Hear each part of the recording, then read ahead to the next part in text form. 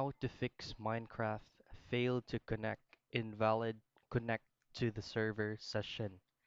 The first thing you want to do, the first troubleshooting step is going to be go to your Windows icon right here by clicking on your Windows button on the keyboard and then just simply type Control Panel and then hit Enter.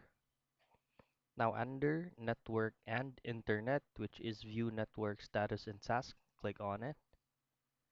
And then on your current connection, you'll have to right click.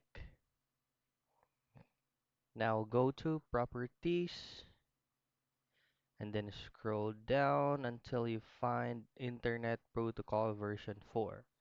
Now you'll have to double click on that and then you'll have to tick or choose on use the following DNS server addresses.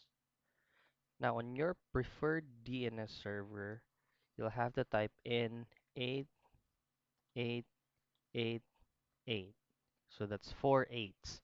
And then under alternate DNS server, you'll have to type in 8844.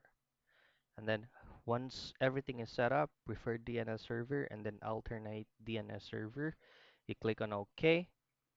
And then you'll have to wait around like a minute and then rerun or relaunch your Minecraft application.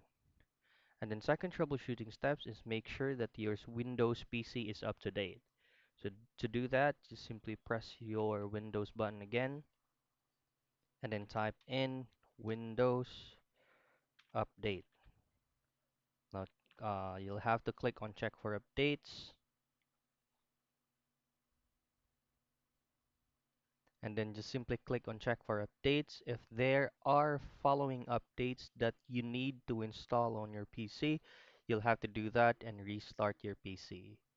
So those are the troubleshooting steps on how to fix Minecraft failed to connect invalid server session.